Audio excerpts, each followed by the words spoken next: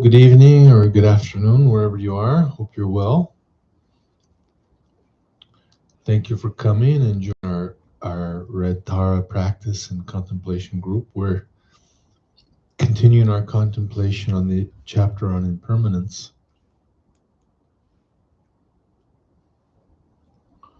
And we're in the section of questions and answers. So the next question is, why should we bother with anything at all if everything is impermanent? Rinpoche responds, the point is that we need to recognize the impermanence of the things in our life, not to throw everything out the window. As long as we still have desire, that strategy will only backfire. Before long, regret will set in and we'll feel the need to replace everything we've thrown out because our desires still haven't been fulfilled. We have to realize that there is nothing much about our shiny new car we can hold on to, that we aren't much more than a caretaker paying for insurance. With anything new, we should remind ourselves from the start that someday we'll lose it, even if only at death. Then when we do, we won't be taken by surprise or be so disturbed. Knowing that nothing lasts forever lends balance to our lives. We realize that whatever happens, good or bad, is impermanent, and eventually the pendulum will swing the other way. We know that the more attached we are to something, the more miserable we'll become when it's gone. We don't reject happiness just because we know that it's impermanent, but we become less attached to the conditions that have produced it.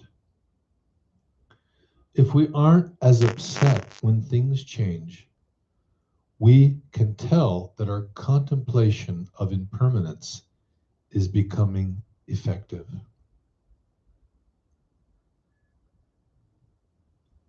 The next question is, my parents fought incessantly throughout my childhood and still do. I've tried to help in many ways, but nothing seems to work. I feel hopeless about their lives ever changing. It seems that their suffering is the one exception to impermanence.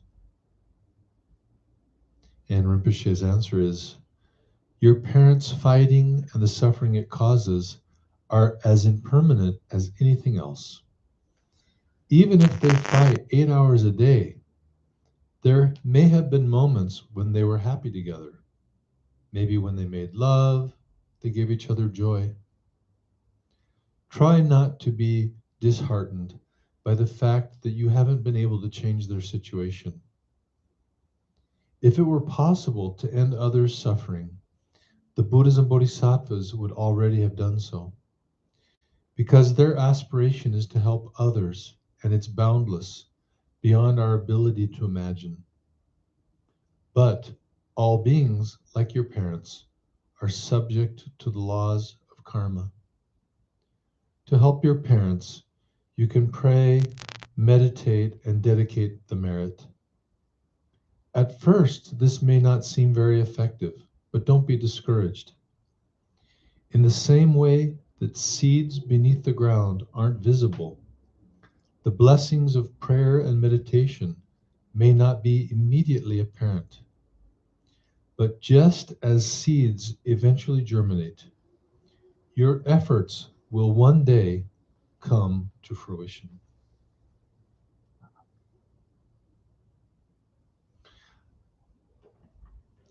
In the Buddhist teachings, it is taught that everything that arises depends on the causes of our karma and aspiration.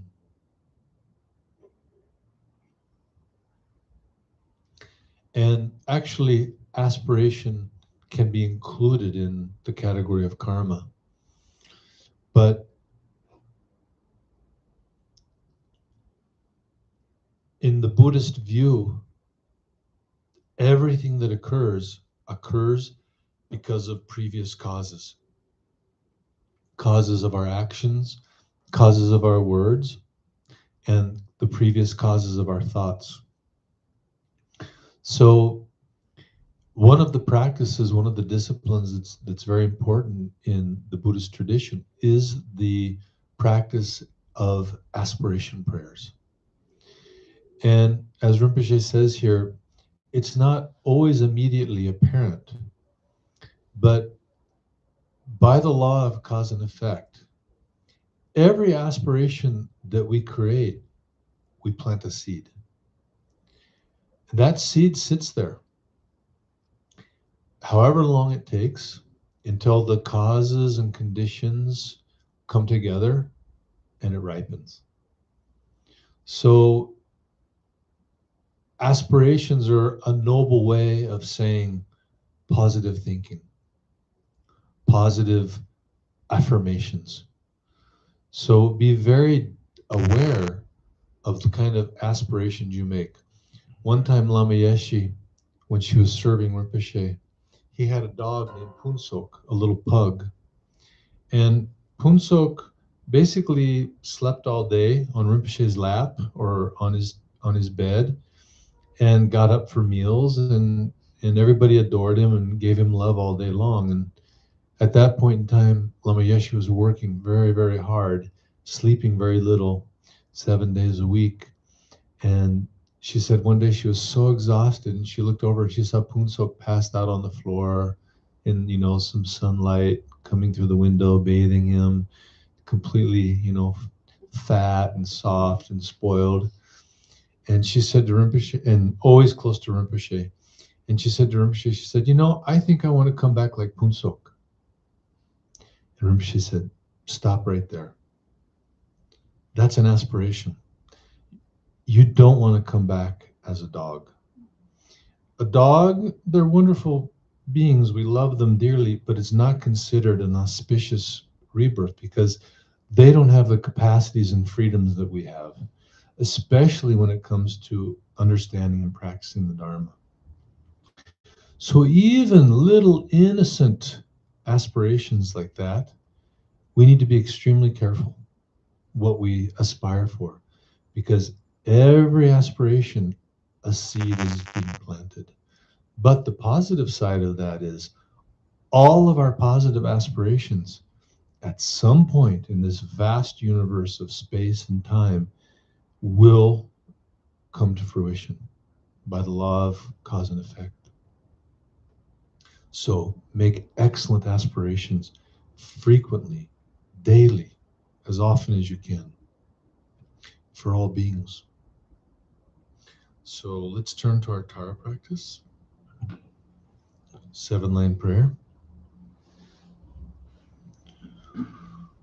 Om Orjin Yujin Nujan Sam Pema Gesar Dompola Yatsen Jogi Ngodrone Pema Jomne Jesodra Gordo Kadro Mampekor Chechi Jesodadro Chi Chinji Labjir Jesoso Guru Pema Siddhi Om Orjin Yujin Nojan Sam Pema Gesar Tompola Yatsen Jogi Ngodrobne Pema Jomne Jesodra Cordo Kadro Mambe Kor Chechi Jesodadroji Chinji Labjir Jesoso Guru Pema Siddhi Om Orjin Yujin Nojan San Pema Gesar Dombola yatsen jogi ngodrone pema jomne jesodra kordo kadro mape kor chichi jesodadroji chinji lapjir sheso so Guru Pema Siddhi Om. In the space in front of me, the mother of all the victorious ones, Arya Tara, actually appears, and to her I pray. Now, as I and countless others are lost in the ocean of samsaric suffering, I seek Buddhahood to gain temporary and ultimate happiness for myself and all living beings. For this reason, I take refuge in Arya Tara, embodiment of pure awareness, inseparable from all perfect qualities of Buddha, Dharma, Sangha, Lama, Yidam, and Dakini. Now, as I and countless others are lost in the ocean of samsara, I seek Buddhahood to gain temporary and ultimate happiness for myself and all living beings. For this reason, I take refuge in Arya Tara, embodiment of pure awareness, inseparable from all perfect qualities of Buddha, Dharma, Sangha, Lama, Yidam, and Dakini. Now, as I and countless others are lost in the ocean of samsaric suffering, I seek Buddhahood to gain temporary and ultimate happiness for myself and all living beings. For this reason, I take refuge in Arya Tara, embodiment of pure awareness, inseparable from all perfect qualities of Buddha, Dharma, Sangha, Lama, Yidam, and Dakini. From the depths of my heart, I pray, evoking from Tara's forehead, throat, and heart a brilliant surge of rainbow light. As the light rays touch me and all other beings, the poisonous fruits of negative karma, sickness, demonic afflictions, and obstacles evaporate like dew in the morning sun. Merit, wisdom, glory, wealth, and longevity increase beyond measure. Illustrious Tara, please be aware of me, remove my obstacles, and quickly grant my excellent aspirations.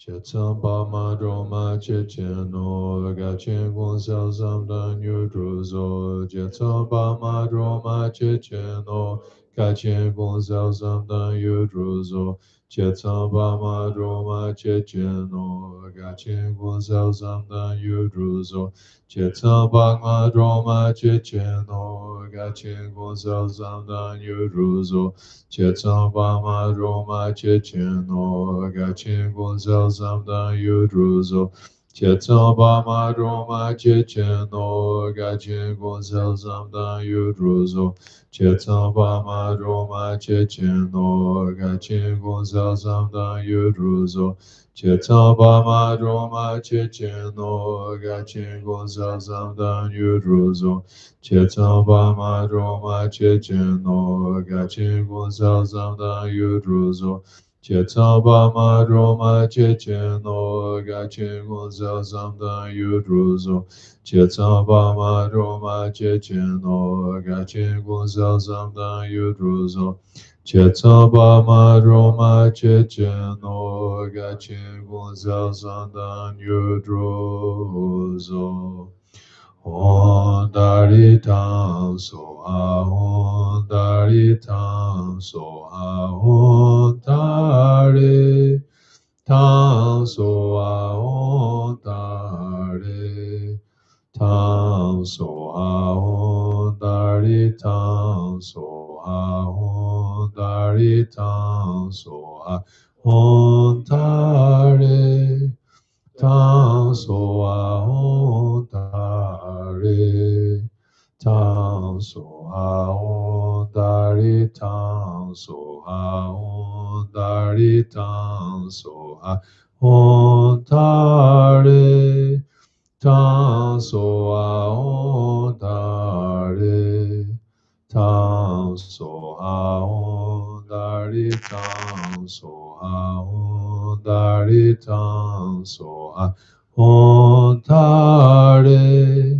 tam soha, ondari tam soha. Om Ahum.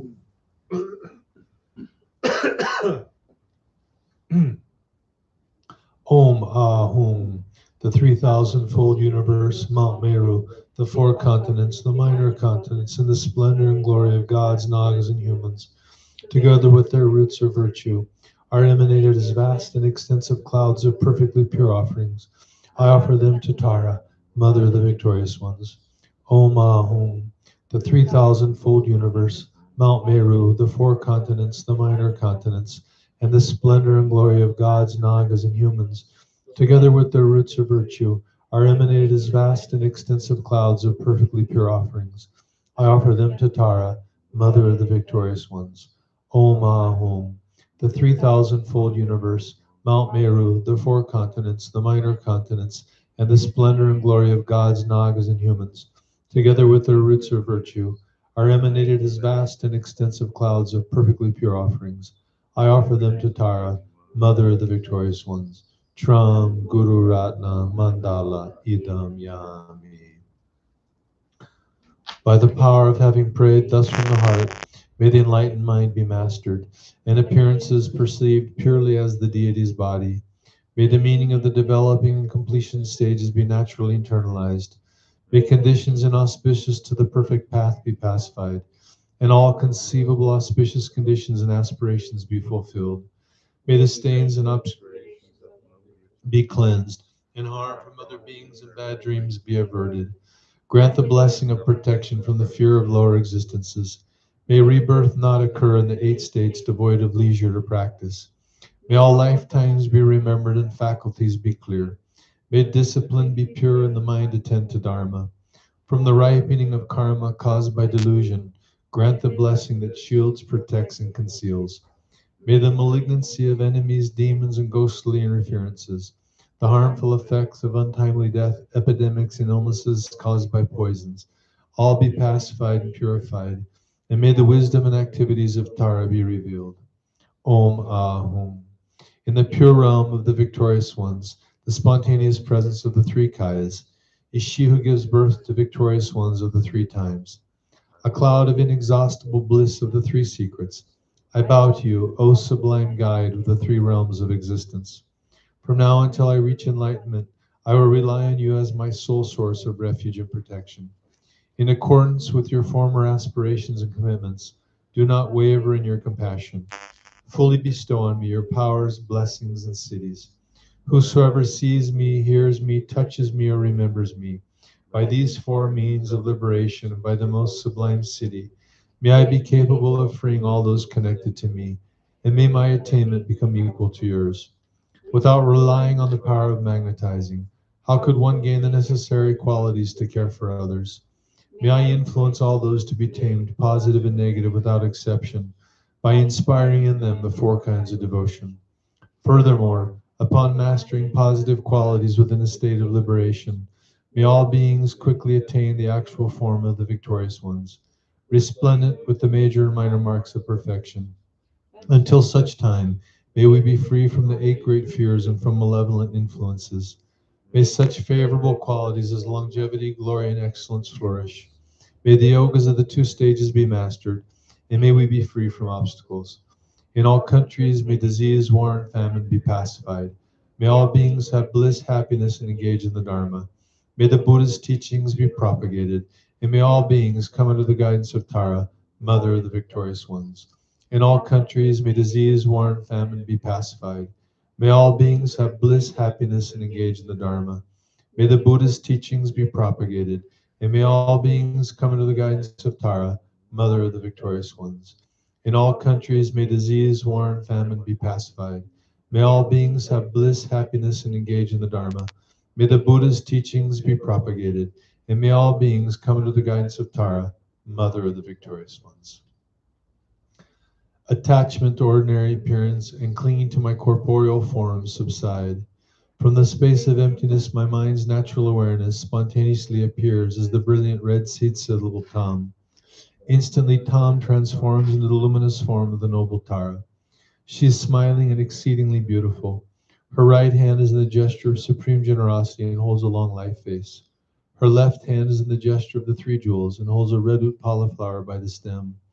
Within the petals of the flower are a fully drawn bow and arrow made of delicate flowers. Her garments are made of exquisite silk and draped perfectly in graceful folds. She wears wish-fulfilling jewels and splendid ornaments, as well as a garland of lotus flowers. Half of her hair is in a knot at the crown of her head, half flows down her back. She sits in the posture of royalties on a sun disk resting on a red lotus. A full moon appears behind her.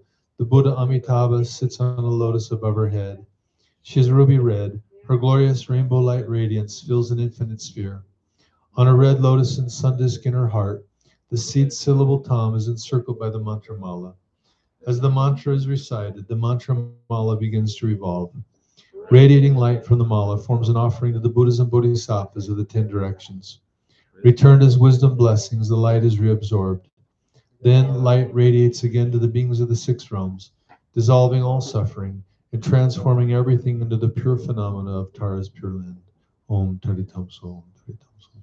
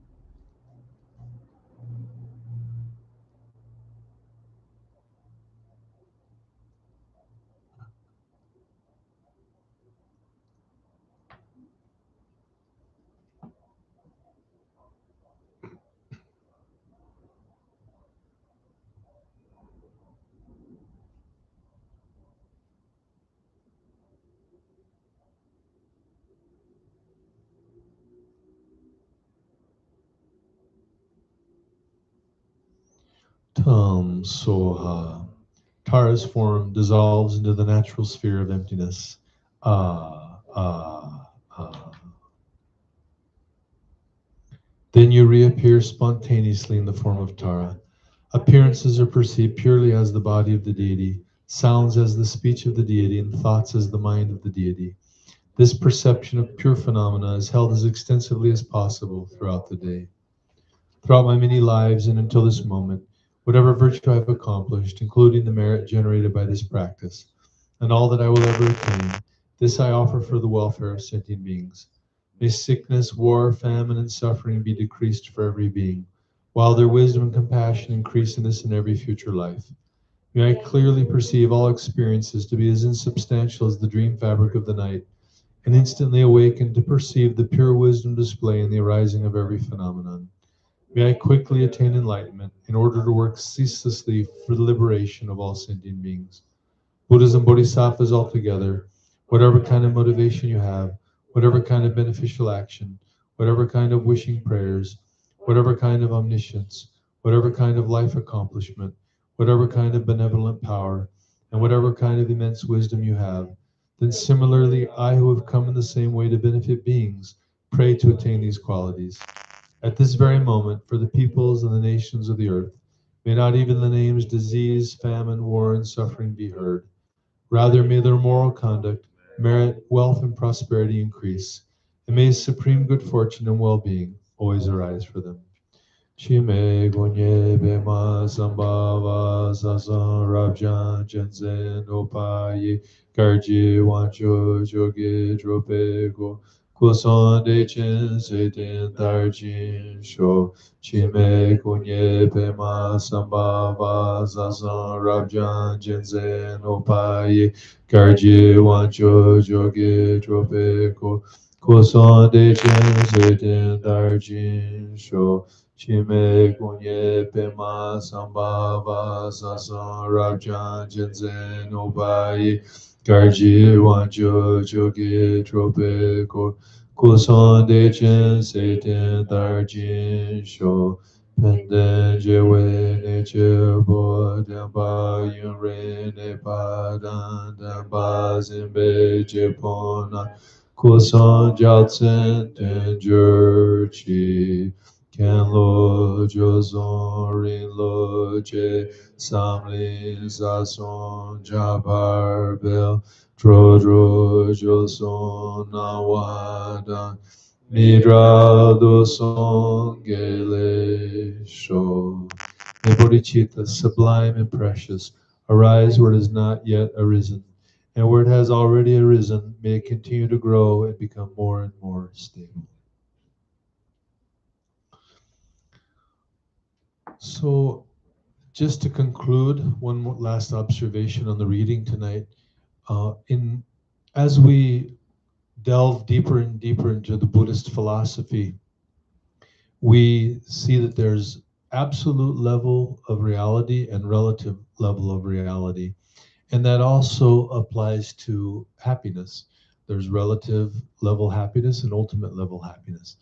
Most of what all of us have experienced here is relative level happiness. Relative level happiness means that it's conditioned by external factors, and that when certain causes and conditions come together, we feel happy. And when those causes and conditions go apart, we feel sad. That's how most of us experience happiness. In Buddhism, we begin to realize that that relative level of happiness is actually kind of a disguised form of suffering, a more subtle form of suffering. And as we become more and more mature in the practice, we're not as interested in that level of happiness. But we don't deny it. We don't deny that it's important for us still, and we certainly don't deny that it's important for others. So when the question was, well, if everything's impermanent, why do anything at all? Because for most people, all that they really have the opportunity of experiencing is relative happiness. So we also work in every way possible to provide relative happiness for people as well. And also, we don't deny relative happiness in our lives either. We understand that it's relative. We don't deposit all of our hopes into that kind of happiness, but when it occurs, we enjoy it. Why not? So, have an excellent week, and we'll see you next week. Take care. Oi, Raquel.